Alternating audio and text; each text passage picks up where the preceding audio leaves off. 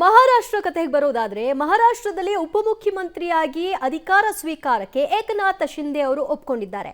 Finally ಅವ್ರನ್ನ ಒಪ್ಪಿಸುವಲ್ಲಿ BJP ನಾಯಕರು success ಆಗಿದ್ದಾರೆ.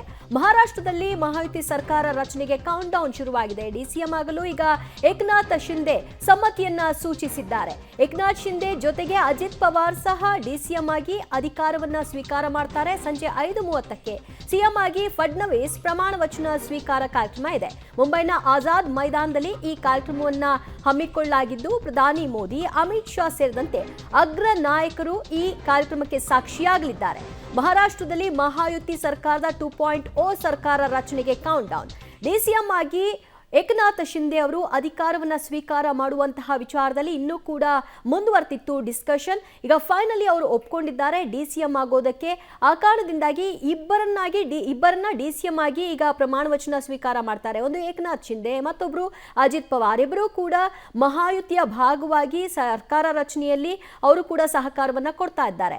ಡಿಸಿಎಂ ಆಗಿ ಅವರು ಪ್ರಮಾಣ ವಚನ ಸ್ವೀಕಾರ ಮಾಡೋ ವಿಷಯದಲ್ಲಿ ಯಾವ ರೀತಿಯಾದಂತಹ ಅಸಮ್ಮತಿ ಇತ್ತು ಅನ್ನೋದು ಗೊತ್ತಿಲ್ಲ. ಬಟ್ ಫೈನಲಿ ಅವ್ರನ್ನ ಒಪ್ಪಿಸುವಲ್ಲಿ ಅಮಿತ್ ಶಾ, ಮೋದಿ ಆದಿಯಾಗಿ ಎಲ್ಲರೂ ಕೂಡ ಸಕ್ಸಸ್ ಅನ್ನ ಕಂಡಿದ್ದಾರೆ. ಅದರ ಫಲವಾಗಿ ಈಗ ಶಿಂದೆ ಅವರು ಡಿಸಿಎಂ ಆಗಿ ಅಧಿಕಾರವನ್ನ ಸ್ವೀಕಾರ ಮಾಡಲಿಕ್ಕೆ ಒಪ್ಕೊಂಡಿದ್ದಾರೆ. ಇನ್ನು 1 ಗಂಟೆಗಳಷ್ಟೇ ಬಾಕಿ ಉಳ್ಕೊಂಡಿದೆ ಮಹಾರಾಷ್ಟ್ರದಲ್ಲಿ ಸರ್ಕಾರ ರಚನೆಗಾಗಿ. ಅದಕ್ಕಾಗಿ ಈಗಾಗಲೇ ವೇದಿಕೆ ಕೂಡ ಸಜ್ಜುಗೊಂಡಿದೆ. ಈ ಕಾರ್ಯಕ್ರಮಕ್ಕೆ ಪ್ರಧಾನಿ ನರೇಂದ್ರ ಮೋದಿ, ಅಮಿತ್ ಶಾ ಆದಿಯಾಗಿ ಬಿಜೆಪಿಯ ನಾಯಕರು ಮತ್ತು ಅಜಿತ್ ಪವಾರ್ ಬಣದ ಟೀಮ್, ಶಿಂದೆ ಬಣದ ಟೀಮ್ ಎಲ್ಲರೂ ಕೂಡ ಇರ್ತಾರೆ. ಮಹಾಯುತಿ 2.0 ಸರ್ಕಾರ ಮಹಾರಾಷ್ಟ್ರದಲ್ಲಿ ಅಧಿಕಾರಕ್ಕೆ ಬರೋದಕ್ಕೆ ಕೌಂಟ್ ಡೌನ್ ಶುರುವಾಗಿದೆ.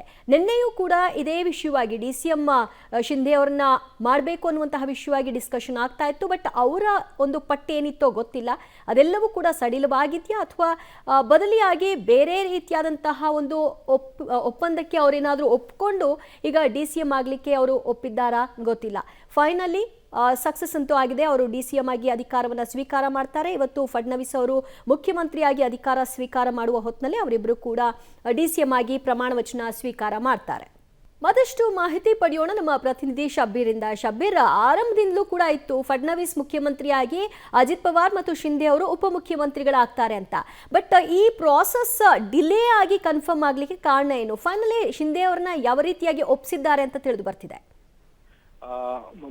ದಿವ್ಯಾ, ಇದು ಏಕನಾಥ್ ಶಿಂದೆ ಅವರು ಮುಖ್ಯಮಂತ್ರಿ ಆಗಿದ್ರು. ಅವರನ್ನ ಡಿಸಿಎಂ ಮಾಡಬೇಕು ಅನ್ನುವಂತ ಪ್ರಸ್ತಾಪ ಬಂದಂತ ಸಂದರ್ಭದಲ್ಲಿ ಏಕನಾಥ್ ಶಿಂದೆ ಅವರು ಒಪ್ಕೊಂಡಿರ್ಲಿಲ್ಲ. ಹೀಗಾಗಿ ಅವರ ಮನವೊಲಿಸಲಿಕ್ಕೆ ಸಾಕಷ್ಟು ಸಮಯ ಬೇಕಾಯಿತು. ಚುನಾವಣೆ ಫಲಿತಾಂಶ ಬಂದ ಬಳಿಕ ಬಿಜೆಪಿ ಅತಿ ದೊಡ್ಡ ಪಕ್ಷವಾಗಿ ಹೊರಹೊಮ್ಮಿತ್ತು. ಸಹಜವಾಗಿ ಅದು ಮುಖ್ಯಮಂತ್ರಿ ಗಾದಿಯ ಮೇಲೆ ನಿರೀಕ್ಷೆಯನ್ನ ಇಟ್ಕೊಂಡು ಕೂತಿತ್ತು. ಆದ್ರೆ ಏಕನಾಥ್ ಶಿಂದೆ ಅವರು ಈ ಹಿಂದೆ ಬಿಜೆಪಿಯ ಭರವಸೆ ಮೇಲೆಗೆ ಅವರು NDA ಒಕ್ಕೂಟವನ್ನ ಸೇರ್ಕೊಂಡಿದ್ರು. ಹಾಗಾಗಿ ಈ ಹಂತದಲ್ಲೂ ಕೂಡ ಅವರನ್ನು ಕೂಡ ಮನವೊಲಿಕೆ ಮಾಡುವಂತದ್ದು ಕೂಡ ಪ್ರಮುಖವಾಗಿತ್ತು. ಅಜಿತ್ ಪವಾರ್ ಅವರನ್ನ ವಿಶ್ವಾಸಕ್ಕೆ ತೆಗೆದುಕೊಳ್ಬೇಕಾದಂತ ಅನಿವಾರ್ಯತೆ ಇತ್ತು. ಈ ಪ್ರೊಸೆಸ್ಗೆ ಸಾಕಷ್ಟು ಸಮಯಾವಕಾಶ ಬೇಕಾಯ್ತು. ಮತ್ತು ಇದ್ರ ಜೊತೆಗೆ ಏಕನಾಥ್ ಶಿಂದೆ ಅವರು ಡಿಸಿಎಂ ಆಗ್ಲಿಕ್ಕೆ ಒಪ್ಕೊಂಡ ಬಳಿಕವೂ ಕೂಡ ಸಚಿವ ಸಂಪುಟ ಏನಿದೆ ಆ ವಿಚಾರಕ್ಕೆ ಸಂಬಂಧಪಟ್ಟಂತೆಯೂ ಕೂಡ ಒಂದಿಷ್ಟು ಮಾತುಕತೆಗಳು ನಡೀತು. ಎಷ್ಟು ಸ್ಥಾನಗಳು ಕೊಡಬೇಕು, ಮತ್ತೆ ಯಾರಿಗೆ ಯಾವ ಪೋರ್ಟ್ಫೋಲಿಯೋಗಳನ್ನ ಬಿಟ್ಕೊಡ್ಬೇಕು ಅನ್ನೋದಕ್ಕೆ ಸಂಬಂಧಪಟ್ಟಂತೆಯೂ ಕೂಡ ಒಂದಿಷ್ಟು ಚರ್ಚೆಗಳಾಗಬೇಕಾಗಿತ್ತು. ಹಾಗಾಗಿ ಎಲ್ಲಾ ಚರ್ಚೆಗಳ ಬಳಿಕ ಅಂತಿಮವಾಗಿ ಏಕನಾಥ್ ಶಿಂದೆ ಅವರು ಡಿಸಿಎಂ ಆಗ್ಲಿಕ್ಕೆ ಒಪ್ಕೊಂಡಿದ್ದಾರೆ. ಹಾಗಾಗಿ ಈ ಎಲ್ಲಾ ಪ್ರಕ್ರಿಯೆಗಳು ಮುಗಿಲಿಕ್ಕೆ ಒಂದಿಷ್ಟು ಸಮಯ ಬೇಕಾಯ್ತು. ದಿವ್ಯಾ, ಥ್ಯಾಂಕ್ ಯು ಶಬೀರ್ ನಿಮ್ಮೆಲ್ಲ ಮಾಹಿತಿಗೆ.